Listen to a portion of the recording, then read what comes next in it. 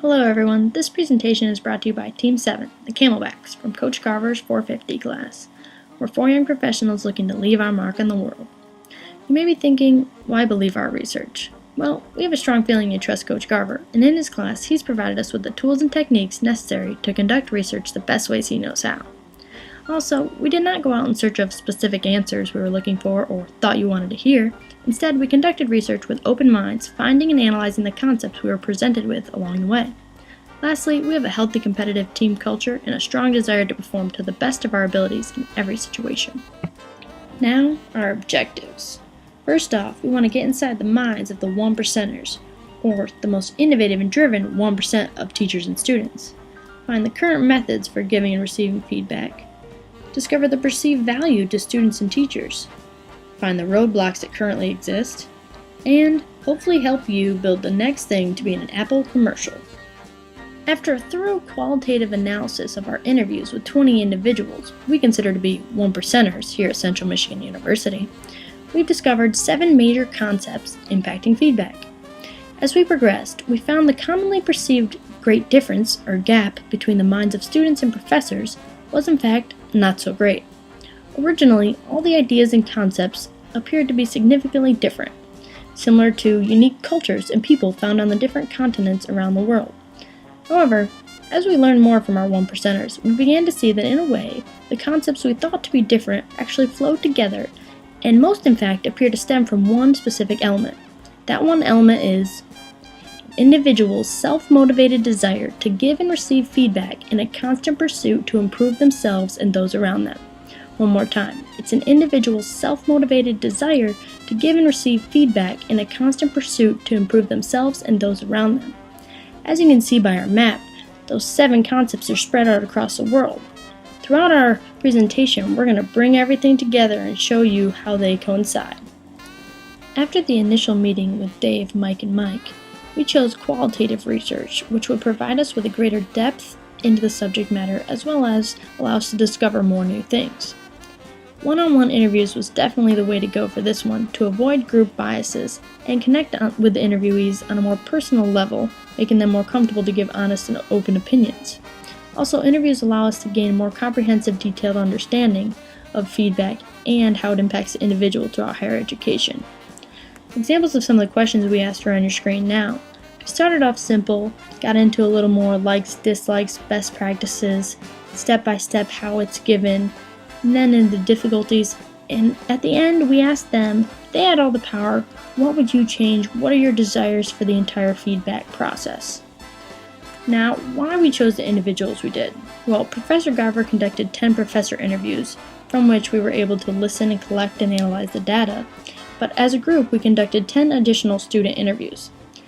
To obtain a broader view on feedback in higher education, we handpicked a diverse group of exceptional students with varying ages and majors to conduct these interviews with. The majors of the students are on your screen currently, and as you can see, there is a wide variety. This variation allowed us to realize that feedback can happen anywhere from a classroom to a lab to a recording studio.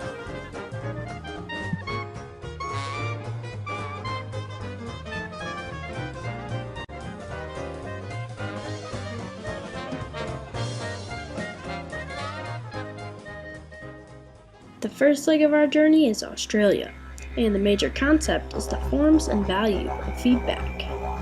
Here you can see the different mediums for feedback. From both teachers and students, we collected that these are the current forms in which they receive and give feedback. Each of these feedback mediums has pros and cons. Our research has led us to find, though, that the preferred method of giving and receiving feedback is one-on-one meetings. Individual meetings allow people to build personal connections as well as take note of things like body language and how receptive someone is being to the feedback.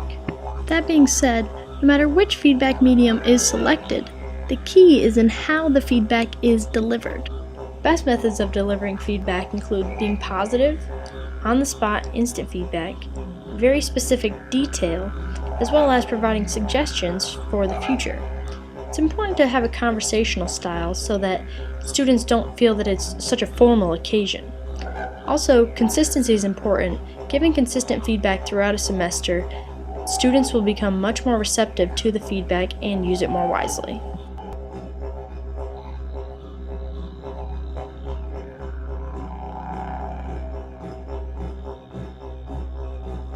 Rubrics are also a good way to deliver feedback to students. It's important, though, when setting up a rubric that you just establish the basic guidelines of the project. You want to avoid stifling their creativity. Lay out the guidelines, but let them find their own way in order to reach those goals. Finding the balance is very important. Having too much detail means that you're going to get cookie cutter work. As Ken Cherry said, creativity is what differentiates people. Rubrics also allow you to see specific point values earned for different guideline areas. Students can inquire as to why they received such low points or high points in a certain area and get feedback from the teacher on how to improve in those areas. Along with teacher-to-student feedback, there's also peer feedback. Peer feedback can be very eye-opening for some students on issues they may have missed. Also, it comes in handy when brainstorming ideas during group projects. Student Nikki D., a biomedical sciences major, says she uses peer feedback to determine her level of understanding.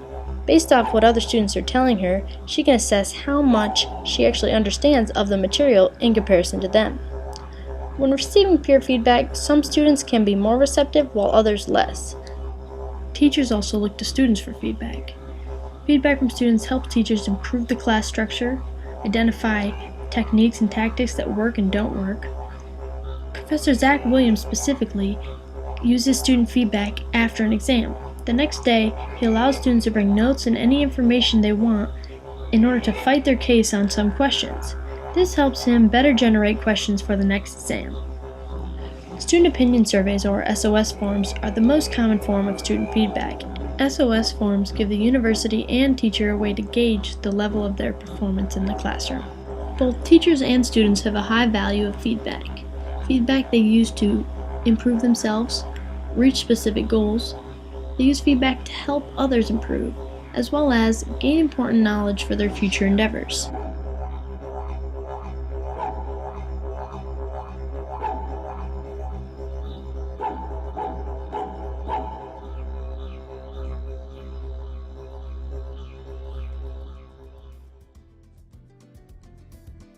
Next stop, Brazil, and the concept of establishing a culture. Initially creating and emulating a classroom culture where students want to learn and feel comfortable communicating their thoughts and views is critical in laying the groundwork to the feedback process. The instructor has control of the learning environment. It's their job to set the tone and manage the classroom, just as a manager does in a professional work environment. Requiring constant class participation and having students prepared ahead of time to answer questions in class, knowing that there could be a pop quiz, keeps the students active and engaged. Students that are confident in their answers because they know the information feel safer speaking their mind and will do so more frequently. The instructor needs to be visible and inspiring to the students. How they act trickles down to how the students act. Students also need to be aware that they play a major part too and have to participate.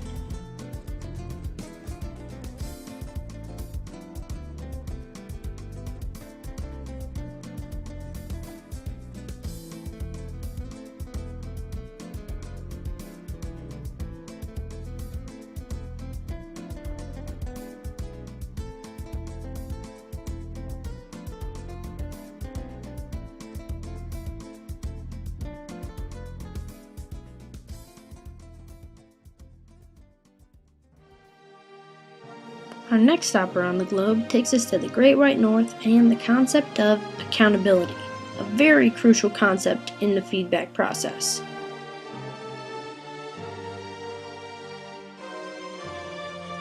Our research showed that the best ways to hold students accountable are through class preparation or required pre-reading, having established repercussions for lack of performance, random questioning to keep students honest and assess their preparation efforts, group work, which requires students to perform as a team, and if one does not work diligently, peer evaluations can be detrimental to grades.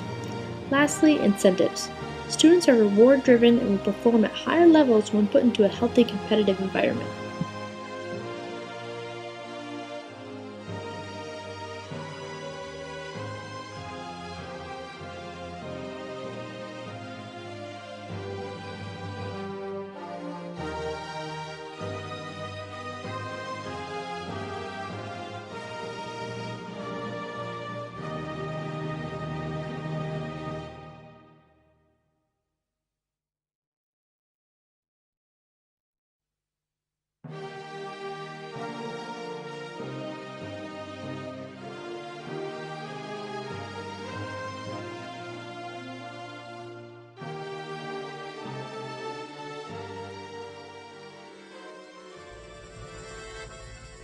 And now we find ourselves headed to Russia.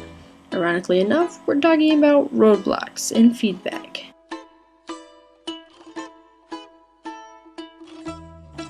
As you're starting to see, these here are the most common or frequently occurring roadblocks in the feedback process.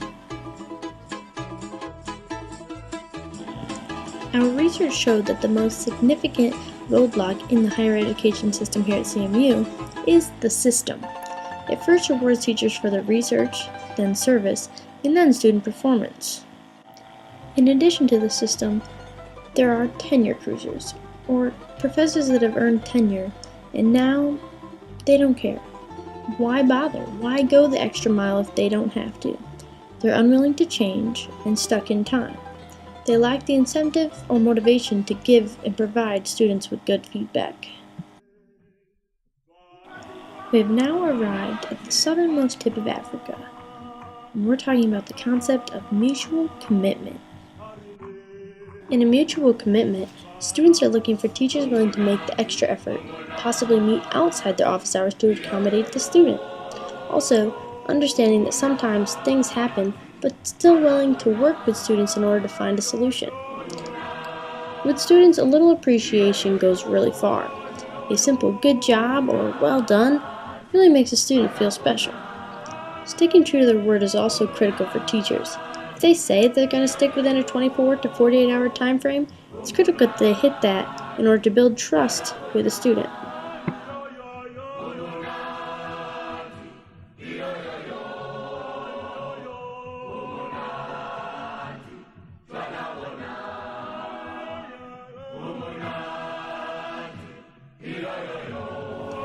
In this mutual commitment, professors are looking for students to actively participate in class by not only answering questions and giving feedback, but remaining engaged throughout the class. Also, looking for students to show up regularly and have a high attendance rate. Teachers are also looking for students to make an initiative to seek them out for a change, be an active member of their learning process, and do the heavy lifting a little bit.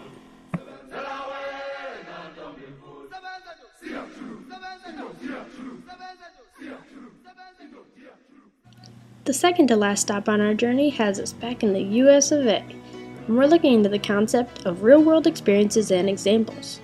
Throughout our analysis, we found this to be a trend among students and teachers alike.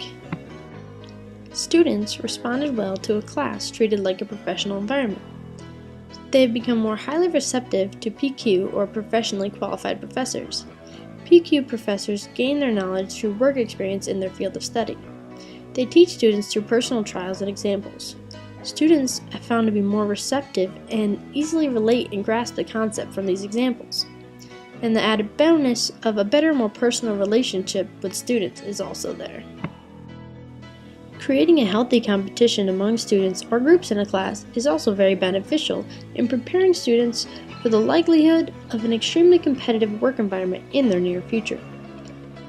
When it comes down to it, teachers are looking to innovate, and students want to leave the old ways in the past as well. Many of our 1%er teachers are significantly decreasing their use of textbooks, some even getting rid of them altogether, and students really appreciate this. Among this concept of real-world experiences is active learning, which in general is teaching and learning strategies that engage and involve students in the learning process. The research provided us with these examples of active learning: hands-on activities, group competitions, open discussions, role plays, and projects. For example, working with you all at TechSmith on this project is great active learning as well as real-world experience.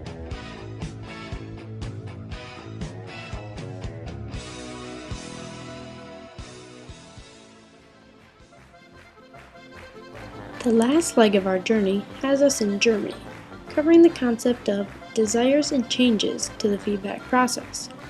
The teacher's long list of roadblocks made it pretty obvious as to what they would like to change.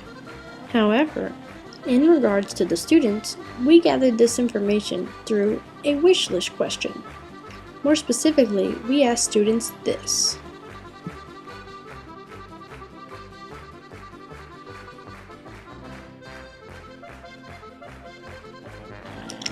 After analysis of the student responses, we're left with this.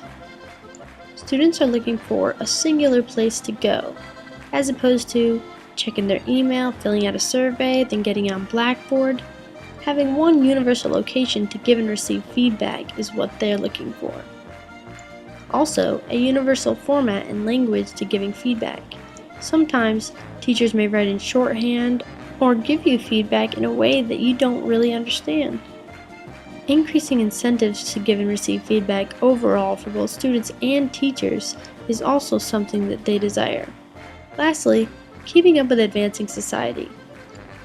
As we progress, technology is improving and students feel that education is stuck in the past, relying on old forms of feedback and old technology rather than advancing and keeping up with the times. Now, I know that was a lot of information to take in all at once, so let's do a quick recap of the major concepts involving feedback. First, let's take a look at our objectives, talking to the 1%ers and finding out in-depth detail about feedback and the roadblocks that may exist. Our first leg of the trip was Australia, where we learned about the forms and values of feedback.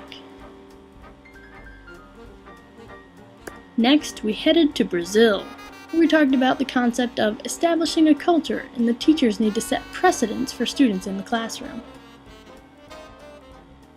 After this was the Great White North and accountability. Students need to be prepared, know there's repercussions, and be ready for anything. Next stop, Russia, where ironically we're talking about roadblocks again, talking about the flawed system and major commitment that feedback requires. Next up, we head south to the tip of Africa, talking about mutual commitment. It's necessary for both students and teachers to put forth effort in mutual commitment.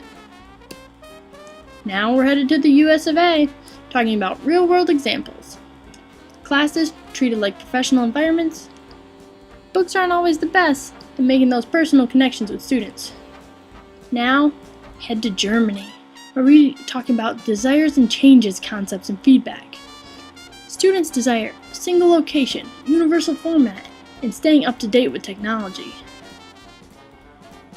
Now, those were our 7 concepts of feedback, so let's bring it all together. Now that we just recapped our travels, it's time to bring it all together.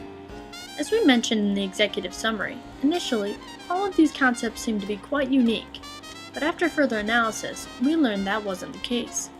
When bringing all the continents, or concepts, together, we discovered what one thing started the entire feedback process and the development of the concepts. As you can see, for the Earth, that was Pangea, but for feedback and our research, it all starts with an individual's desire to give and receive feedback in constant pursuit of self-improvement and improving those around them. Well, that about wraps things up. We thank you all for your time and sincerely hope that we helped you to start laying the foundation for creating the next thing to be on an Apple commercial.